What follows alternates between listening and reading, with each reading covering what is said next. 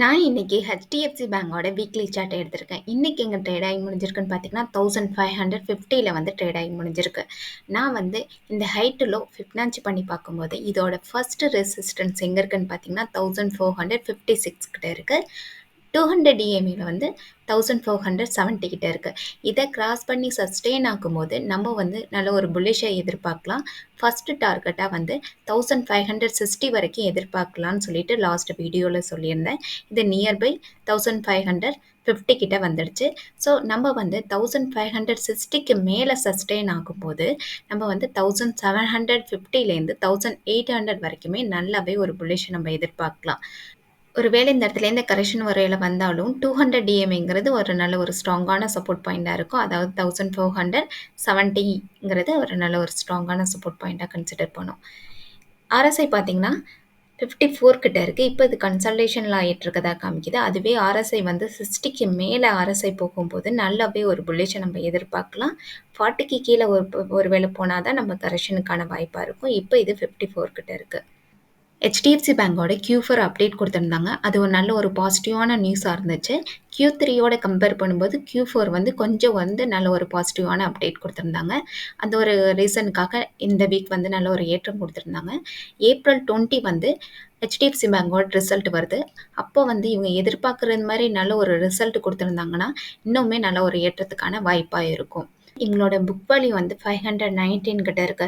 Price to book value பார்த்தீங்கன்னா 2.93 கிட்ட இருக்கு. அதாவது புக் வேல்யூலேருந்து கரண்ட் ப்ரைஸ் வந்து 3 டைம்ஸ் அதிகமாக ட்ரேட் ஆகிட்டு இருக்கதை நமக்கு காமிக்கிறாங்க. டிவிடெண்ட் ஈல்டு வந்து 1.24% கிட்ட டிவிடெண்ட் கொடுக்குறாங்க நமக்கு. ஏர்னிங் பர் ஷேர் பார்த்தீங்கன்னா ஒரு ஷேருக்கு வந்து 89 ருபீஸ் கிட்ட ஏர்ன் பண்ணுறாங்க. ROC வந்து 6.24% கிட்ட இருக்கு. ROE வந்து 17% கிட்ட இருக்கு. இண்டஸ்ட்ரி பியை விட ஸ்டாக் பி அதிகமாக இருக்கு. இண்டஸ்ட்ரி பி வந்து 12 கிட்ட இருக்கு. ஸ்டாக் பி வந்து 17 கிட்ட இருக்கு. FII ஹோல்டிங் வந்து 47% கிட்ட ஹோல்டிங்கில் இருக்காங்க. லாஸ்ட் 3 இயர்ஸில் 8% கிட்ட FII வந்து அவங்களோட ஸ்டேக்கை இன்க்ரீஸ் பண்ணியிருக்காங்க. பிஇஜி ரேஷியோ வந்து 1க்கு கீழே இருந்தால் நல்ல ஒரு ஃபேரான ப்ரைஸில் ட்ரேட் ஆகிட்டு இருக்கதா அர்த்தம். இது 0.87 கிட்ட தான் இருக்குது. அப்போ இது நல்ல ஒரு ஃபேரான ப்ரைஸில் நமக்கு கிடைக்கிது. கரண்ட் ரேஷியோ வந்து 2க்கு மேலே இருக்கணும். இது 3.38 கிட்டேயே இருக்குது. ஃப்ரீ கேஷ் ஃப்ளோ 80 கிட்ட இருக்குது. ஸோ இவங்க லாஸ்ட் 3 இயர்ஸில் இவங்களோட சேல்ஸ் க்ரோத் வந்து 11% கிட்ட இவங்களோட சேல்ஸ் க்ரோத் காமிச்சிருக்காங்க.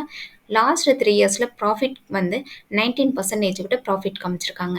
IIFL ஃபினான்ஸோட வீக்லி சார்ட் எடுத்திருக்கேன். இன்றைக்கி எங்கே ட்ரேட் ஆகி முடிஞ்சிருக்குன்னு பார்த்தீங்கன்னா 401 கிட்ட ட்ரேட் ஆகி முடிஞ்சிருக்கு. ஸோ எங்கே வந்து சப்போர்ட் எடுத்திருக்குன்னு பார்த்தீங்கன்னா அரௌண்ட் 200 DMAல தான் வந்து சப்போர்ட் எடுத்திருக்கு.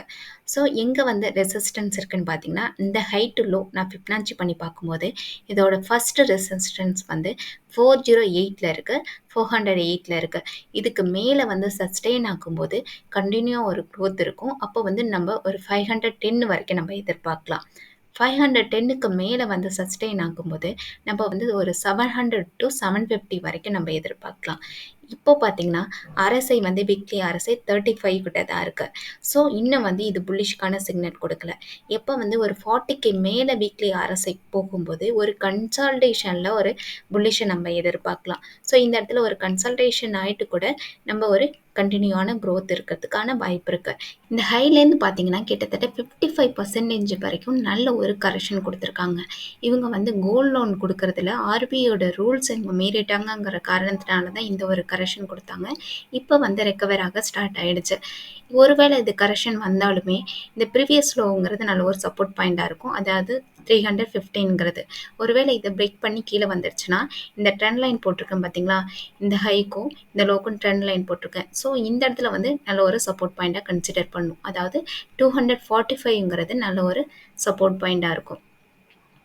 ஒருவேளை இந்த ப்ரீவியஸ் லோவை பிரேக் பண்ணிடுச்சுன்னா 245ங்கிறது நல்ல ஒரு சப்போர்ட் பாயிண்டாக இது கன்சிடர் பண்ணுறதுக்கு அதிக வாய்ப்பு இருக்குது. ஒருவேளை பியரிஷாக இருந்துச்சுன்னா இவங்களோட மார்க்கெட் கேபிட்டலேஷன் பார்த்தீங்கன்னா 15,296 crores கிட்ட இருக்குது. இவங்களோட புக் வேல்யூ வந்து 260 கிட்ட இருக்குது. இவங்களோட ப்ரைஸ் டு புக் வேல்யூ பார்த்தீங்கன்னா 1.6 கிட்ட தான் இருக்குது. ஒரு ரீசனபுளான ப்ரைஸில் தான் ட்ரேட் ஆகிட்டு இருக்கு.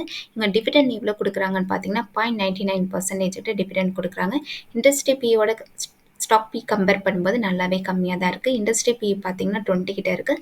ஸ்டாக் பி வந்து 8.59 கிட்ட தான் இருக்குது. அப்புறம் பார்த்தீங்கன்னா, பிஇஜி ரேஷியோ வந்து 1க்கு கீழ இருந்துச்சுன்னா, நல்ல ஒரு ஃபேரான பிரைஸ்ல ட்ரேட் ஆயிட்டு இருக்கதா அர்த்தம்.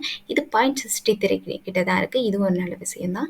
உங்களோட ஆர்ஓசி வந்து 11% கிட்ட இருக்கு. ஆர்ஓஇ வந்து 19% கிட்ட இருக்கு.